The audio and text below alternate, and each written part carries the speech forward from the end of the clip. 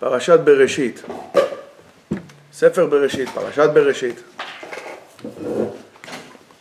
We know the story, of course. A lot of books were written about just the word Bereshit. This parasha itself, this portion of the Torah, is loaded with so much stuff to say about that. I mean, you can fill libraries. Thank you. You can fill libraries with just what's going on here. But of course, what stands out right away is the story we all know: Adam and Eve. Not Adam and Steve, Adam and Eve. And the warning that God had given Adam not to eat from the tree of Etzadat, from the tree of knowledge.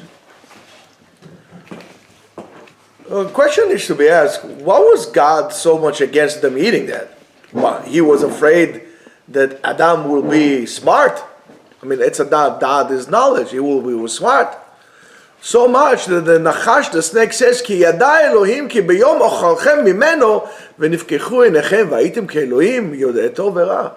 That Hashem knows, God knows that if you eat it, you'll be able to distinguish between good and bad, and you'll be like God that knows between good and bad. So what's bad about it? I mean, that's good. If I know the difference between good and bad, that should be a good thing, not a bad thing, right? Yeah. What did God care so much that we will acquire that knowledge? It doesn't seem rational, or it doesn't seem to fit right. By the way, there's Shulit. It doesn't seem to fit right with what we know about how God conducts His world and so on and so forth. So, in order to really understand things, we really need to see, we should not take things at face value and go back to what we know. You can put it, and what we know in terms of the stories that they tell us in kindergarten. So we really need to expose the true meaning of what does it mean, Etz Hadat, the tree of knowledge, good and bad. When we say Etz Hadat, Tov, Vera, means there's a certain quality within this tree that God didn't want us to have. So the knowledge of knowing, or to be able to distinguish between good and bad, is not something, some kind of like of making us wiser or smarter.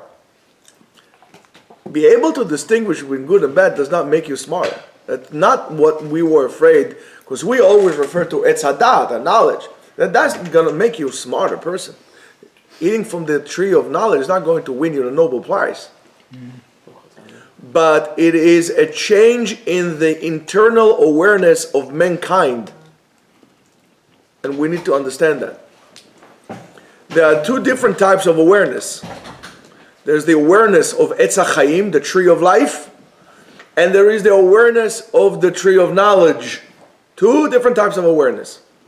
The awareness of the tree of life is really to be able to look at the world as a array of forces that are out there that act in harmony to one another with each other. So different forces, a whole battery of forces that operate and act together in harmony, and those forces do not collide with one another, but rather complete one another. Now, just on that, you can start writing books. You can write about family, about nations, about people, and whatever you want.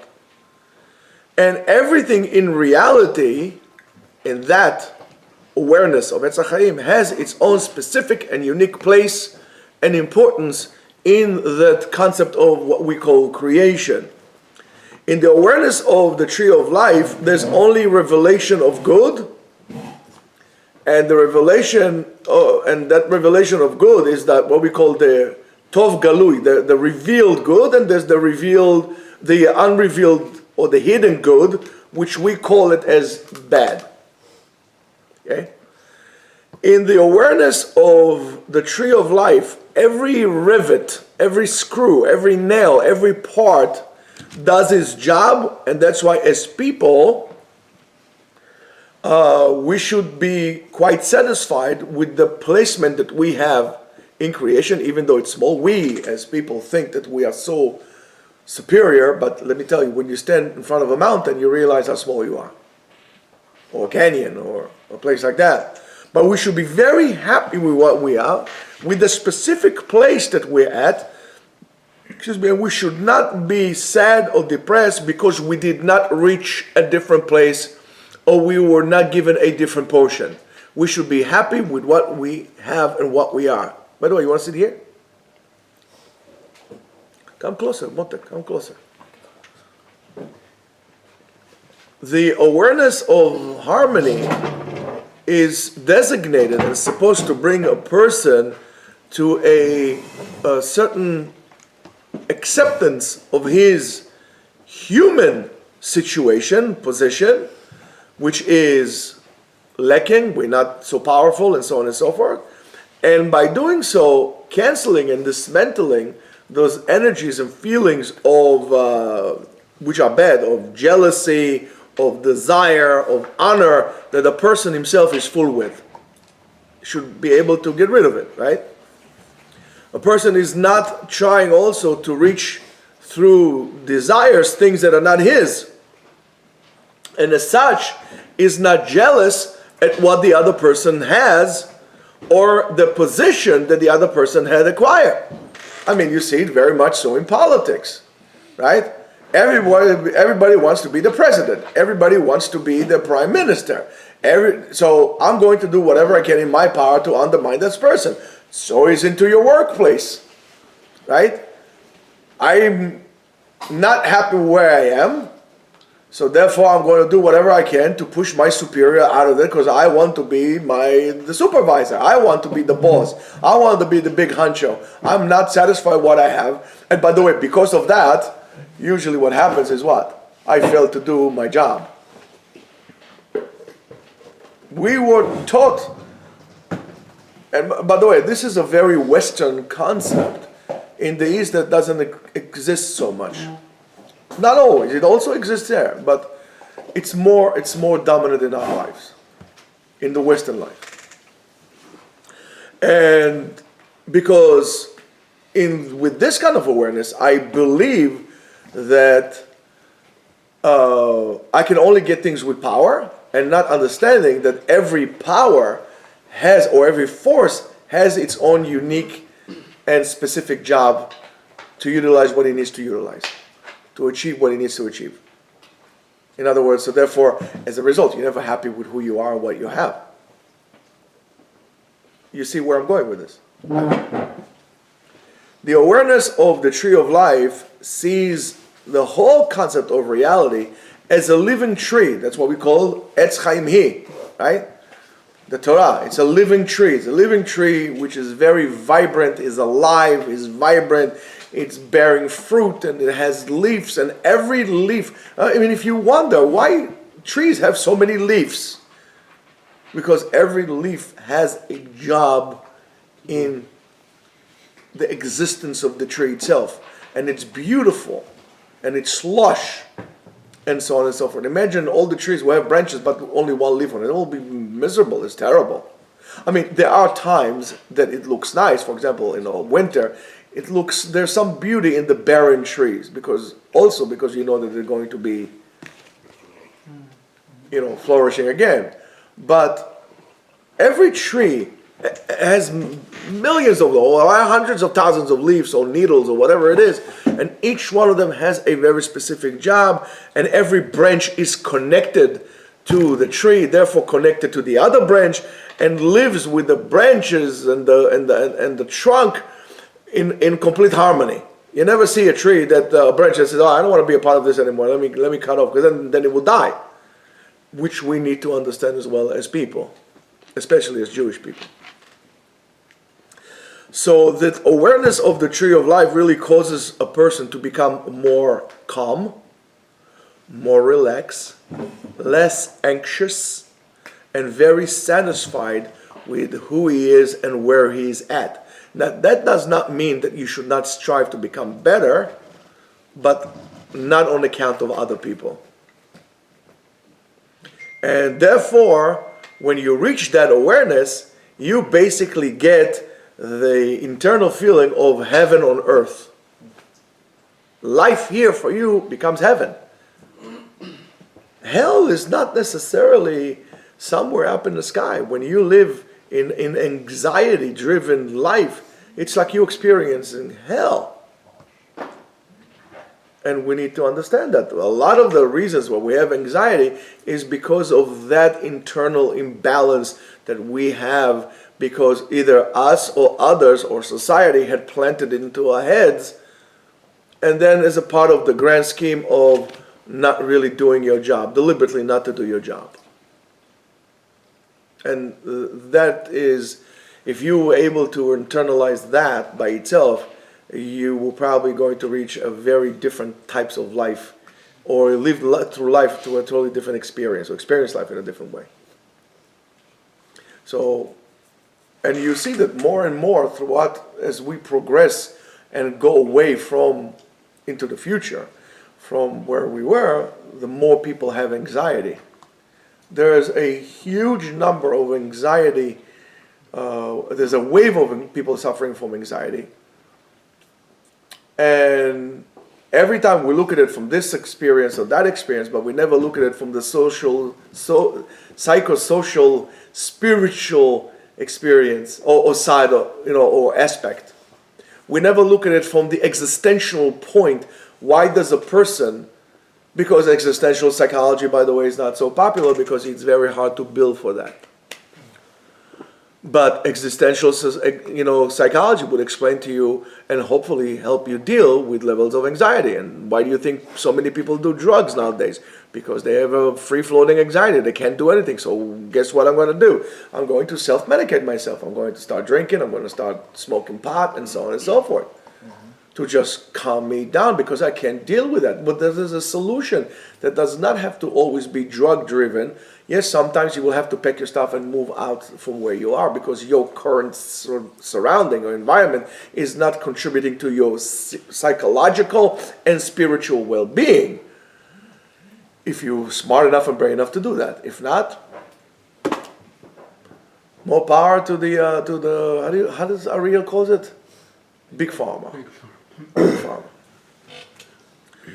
So the eating of Etz Hadat, Tov Vera, from the tree of knowledge, good and bad, really was able to introduce men, or implanted into humanity, the awareness of good and bad. In other words, an awareness of separation. Not everything is good. There is good and there is bad. In the awareness of Etz HaChaim, what we call bad is the hidden good, and what we call good is the revealed good, but both of them are good. In the awareness of Etz Hadat, there is good and there is bad, and there are two opposing forces. By the way, there are people who made religions out of that. The whole concept of fighting good and evil in the world, Armageddon, and so on, without mentioning names, right? And in that awareness of the tree of knowledge, every force is by itself. And therefore a person feels that in this reality there are forces that belong to him, right? And these are what we call good. And there are forces who stands in front of us, and we call them, that I don't belong to me, therefore I call them bad. That awareness of separation does not understand the connection or the true interaction between forces of the universe itself. That's why it prescribes or sees reality as not as one harmonious force, but rather a whole array of separate forces that work in a constant clash between one another, to the point that even us to ourselves, we see ourselves in that way. We always have the fight. We always like to describe the fight between the good evil, the good inclination, the bad inclination, and so on and so forth. But that's in the awareness of that's the awareness of Etz Hadat. And Etz HaChaim, there is good, I should do better. Okay? That concept is really the internal meaning of eating from Etz Hadat, which gave us the outlook of separation that caused a person to feel jealousy towards the person who stands in front of him, not being happy with what you are, and therefore you become a very bitter person. One of the reasons, amongst many, that certain aspects of people in the Middle East hate the Jews, because the Jews were successful and they were not happy with what they have. You got oil that you can bathe in for until the end of time, and it's still not good for you. Why? Because of that's jealous. That's not understanding how things actually work, and that's the power of separation. And these are the powers who would like to divide and conquer everything that does not belongs to them or agrees with them. So therefore he sees every person who does not agree with him as a threat, right? Regardless what some liberal media will call you a phobic for this or phobic for that, not everything is a threat to you. The fact that you hold a different opinion than me doesn't mean you're a threat to me. I mean, in order to understand that, that's what the Torah is called Etz Chaim, a living tree, the tree of or the tree of life, is because in the Torah, open every average Gemara. There are about 2,700 pages in the Gemara. You're not going to find, I think, a daf in the Gemara that there's more than one or two opinions there that don't agree or that some disagreement. But that's the beauty of that. Judaism celebrates, or should celebrate, differences. Appreciate your opinion and voices and records the opinion, even if it is not the ruling opinion. It has to be written, it has to be recorded, because that's what Judaism is all about. Other ways of life don't allow you to have your own opinion, don't allow opposing opinions to exist. And if you want to know what democracy is not what the politicians tell you is democracy. If you want to see a real democracy where everybody has a right to speak, you'll see it in the Gemara. You see it in Jewish sources. So if a person tells you otherwise, he basically doesn't know anything about Judaism whatsoever. So when you see anybody who doesn't agree with you, you see everybody as a threat, and the person therefore becomes full of anger, of frustration, of fears, of hatred. And that's what people start to hate people, is because of that.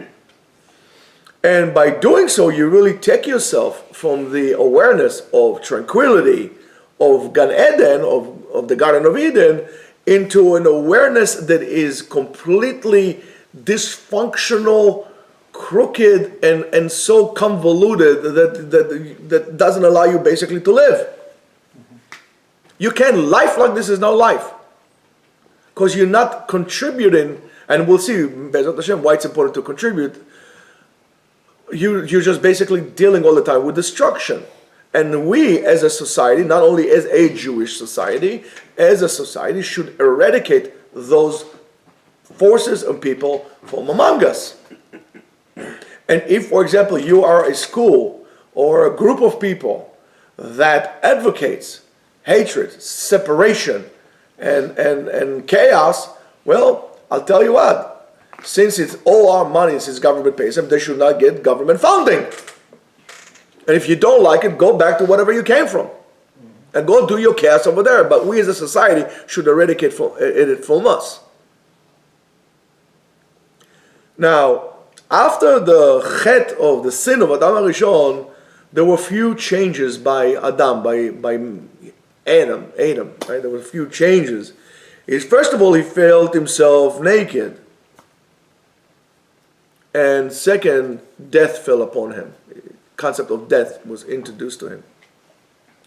That sensation of nakedness is really removing the barriers between him and his people around him, society around him. Before the sin, Adam was completely connected to nature, to pure nature, and really felt a part of it. My sister told me, my sister just came, right before Chag, she came back from Korea.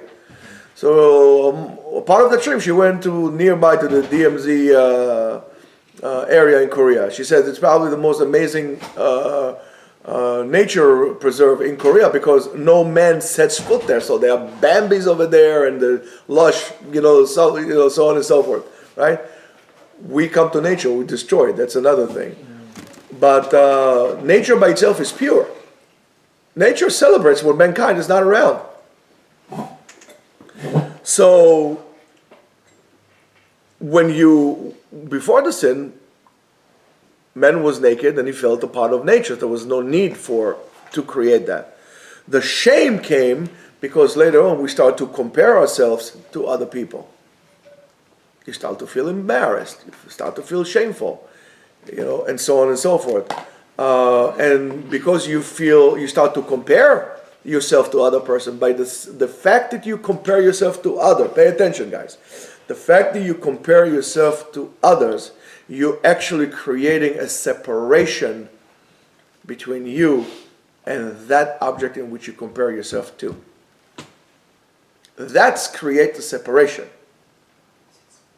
When you say, okay, he's like this, he's like that, he's a man like me, that's a separation. When you start saying, his skin is whiter than mine, his skin is darker than mine, I'm comparing myself to you. And by doing so, I'm start distinguishing. You're black, I'm white, I'm yellow, you're red. We create a separation. If you take the epidermis of a person and skin the people out, man, we all look the same. What's the thickness of our skin? A millimeter? Not even. That we tell the pigment. Not even. Maybe. Look at what we concentrate to create the difference. And because we're creating now, you're this and I'm that, so therefore we start to create hatred and separation. And I don't see myself as a human as much as you. You're not the same human as I am. You're a different species than me. And that's how racism comes. That's how, when we end up with Nazis and Hamas. That's how it comes. So after the sin, there was the shame and there was the need to get dressed. Of course, in Hebrew, the word clothing is called beged. Beged, begadim, lishon begida. Begida is to betray. Meil, and that's what Aaron Kohen wore. Meil, of the coat of the Kohen. Meil milshon meila. Maze meila? To betray the trust. So we put in clothes because we start to feel embarrassed. Now, I'm not advocating to become nudists. We're not there yet. But you have to understand the meaning of our clothing. That's why if a person understands that he needs to, the aspect of tzniut is basically understanding, accepting responsibility on what I did. And, let's not get into this now. Now, but when a person feels a part of nature, he doesn't have anything to be embarrassed for because he doesn't see himself separating from that. Right? But since there's no difference between me and other creatures, I feel a part of nature. That's why it wasn't a problem for Adam and Eve to walk naked. But now that he needs to wear clothing, in which is going to separate between him and the rest of the world and going to help him hide from the rest of the world. I need to hide because I did something so different. I'm different. In the story of Adam and Chava, the Etz Hadat, which is the great sin, or the ultimate sin, was not necessarily just the eating of the fruit. The great sin, Rabotai, was when Adam tells God, Haisha asher natata imadi, hi natna li min ha'etz ve'ochal. The woman in which you gave me, she gave me the fruit and then I ate. Look what happens here. A person, we do it also, but Adam here really blames here God himself for his wrongdoing. Aisha asher ata natata. You gave it to me. Instead of taking responsibility for himself for what he did. Therefore, as soon as we blame everybody else, someone, anyone, including God, for something that we did or we feel, we basically denied our purpose in this world. And our purpose in this world to create. And at that moment, when we start blaming, we're playing the blame game. You did this to me. You didn't do it to me. Or you didn't give it to me. Or you gave it to me. When we don't take the responsibility for our actions, we stop being in what we call Tzelem Elokim, in the image of God, and therefore we transfer the responsibility of pain or suffering that we experience to other people. We put the blame on them, not on what we did or decisions we made. And by the way, this is the story, the same principle goes to something that also goes in the Parashat, which is Cain and Hevel. Right? When over there it says, Vayisha Adonai el Hevel ve'el minchato ve'el Cain ve'el minchato lo sha'a vayechar leKain me'od vayiplu fanav. When God accepted Havel's offering and did not accept Cain's offering, Cain was very upset. Vayichar lo me'od, he was very upset. Vayiplu fanav. Here also the pasuk comes to teach us that we should not, it's a very important lesson, Rabotai. Don't depend your happiness on someone else. Your happiness is in your hand. You have a choice. The same thing goes. If you are unhappy and you think you're going to get married, you're going to be happy, that's not going to happen. Your happiness depends on you. Don't wait for anybody here to bring you to become a clown and cheer you up. Happiness is what you decide is the state that you decide to be in. And you have to remember that. And that's why Chazal tells us, Ivdu Hashem besimcha. Be joyful when you do Avodat Hashem. In order to become a servant of God, you cannot be sad. You have to be in happiness. Because then you are immobilized. Because at that point, we stop creating. But rather, instead of creating, we nominate somebody else as the one to be responsible for our happiness, for our joy, for our contentment. And when I say we create, we are not creating it. This is not Hogwarts or whatever it is, Harry Potter, whatever they go, it's Hogwarts it's called, no? Yeah. Yeah, we don't do swiggly do and we create whatever. We don't do that. What we create, Rabotai, we create a reality. So when I hand my happiness, my dependency on somebody else, I let him create my reality according to what he sees right, not according to what God is giving me the right to do, to create my reality. And what the events that happens in this past week is a continuation of an effort to create a false reality by implanting fear into us. And that's why I call upon all of you, don't fall for that. Be strong by showing that you're not going to be implanting fear. Nobody should be controlling your minds. Don't say rejoice on what happens. By all means, absolutely not. You can't go dancing in the street when somebody else is being killed. But don't let people create fear. When we say, there's going to be chaos tomorrow, you let somebody else determine how your reality tomorrow would be. So therefore, when that comes banging down your door, don't come crying to me. But when you show strength, you tell this guy, just get somewhere else. I'm strong. I'm not going to let you control me. Show strength. Now, this whole story of format of Sefer Bereshit is not what we think about, tell us how the word was created and so on and so forth. But really, the whole story of this parasha is really the background for the revelation of belief in the image of man, which gets up one day in the morning, wraps up his donkey, takes his son and brings it to the mountain. In other words, to show us the emunah, this whole story, to show us the emunah of Abraham, in Elokim. Avraham Avinu is the first person who believed in God. Not only knew God, believed in God. And as it says, Vayakam vayelech al makom asher amar lo haElokim. On that's what we said, the donkey, Chavishat HaChamor, the Abarbanel says, Kavash et HaChomriyut shebo, Chamor mishum chomriyut, materialism. Avraham Avinu put the boundaries, did not dismantle, but put the boundaries, put a clamp on materialism, and that is the victory of spirit over nature.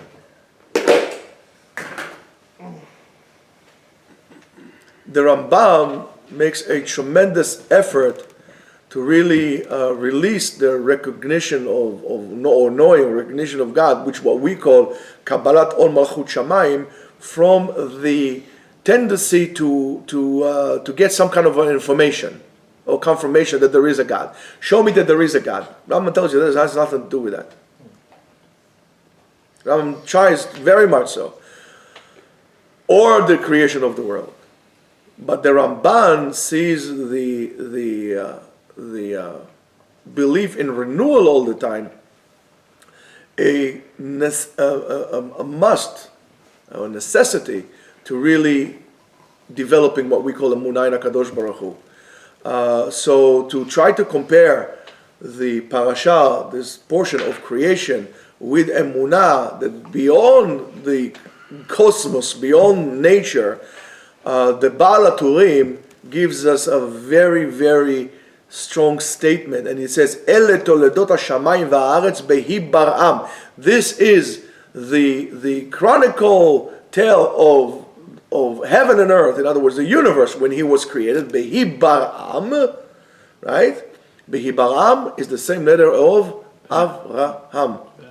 In other words, bischut Avraham, in the merit of Avraham Avinu, heaven and earth were created. And what does it mean? It means that the whole aspect, the whole ordeal of heaven and earth is only to become the background for that person, which was the first person that says, Ha'emin be'Hashem, he believed in God.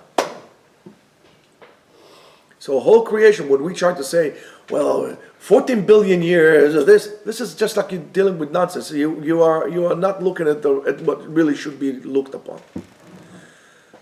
Now, death for us really seems to us as the end of man, and it is true only if you see yourself as a single entity in the world in which the body goes and rots, right? Because it says, Ki beyom ochlacha mimeno mon tamut, in the day in which you're going to eat it, you're going to die. That's what the Pasuk says. But before this sin, when you look in the outlook, in the perspective of the tree of life, the whole world itself is an unbroken flow of life that extends from the beginning of creation until the end, from the beginning of the universe until the other side of the universe. It's an endless flow of life. And that's why the end of the existence of the single of a person is not really considered to be death, but really changing to a different form of life. That's why Judaism sees even embryos as a form of life, and we are not supposed to take other form of life. We're not even supposed to take to go hunting for fun because it's a form of life that you're not supposed to be taken. That's the way we look at it. So we're just changing a form. Here we are a body, and then comes a time, and then we change a form. It's like a butterfly that lays an egg, and then the butterfly dies, and the eggs become a little warm, and the worm forms a cocoon, and then you think it's dead, and then all of a sudden becomes another butterfly, and so on and so forth. So that's really what it is. And this is the form of life which is going to come from the earth after the body would rot inside of it. And therefore the flow of life never ends. That's why death is only an illusion. Eating from the tree of knowledge really magnified that separating look or outlook that we have in life and by also, as a direct result of that, death as well, and therefore death became something real and threatening in our lives. We're all afraid of dying. In the tree of life, the awareness of harmony or universal harmony shows mankind how life continues forever and ever, and as a result of that, death is not really real. But you need to understand that takes a tremendous amount of work.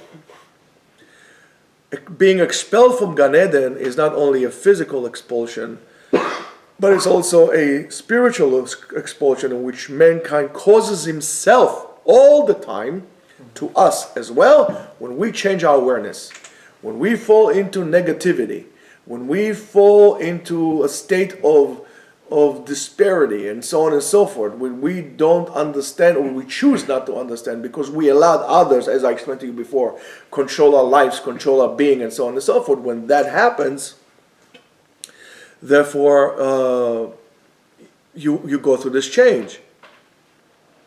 Now, your outlook and the way you look at things and the way you're thinking could really be the biggest prison that you will ever experience, bigger than any prison in the world, in the material world.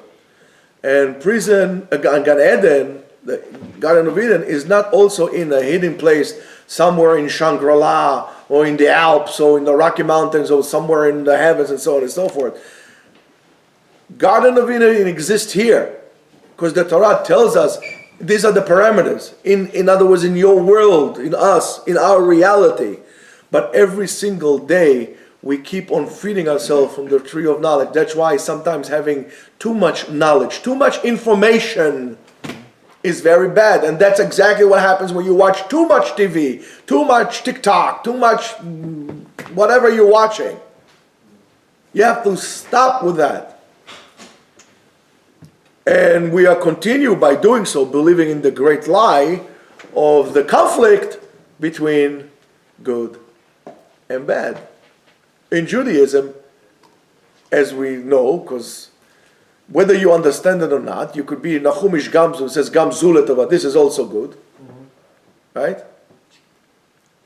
Or you could be like Rabbi Akiva, that says whatever God does is for the best. I understand that, but He understands it as well. It doesn't make a difference. But that recognition that everything is good is a different recognition than what we have. We always have a conflict, and that's what sometimes I tell you. Just stop with saying the Yetzer Hara. I can. You're creating this almost like spiritual schizophrenia inside of you. That there is this voice that's making you this thing that makes you do things. You have this imaginary friend. Not there's a whole religion is based on spiritual schizophrenia. But that's not what we do. That's why, and every time we do so, we kick ourselves out from the garden.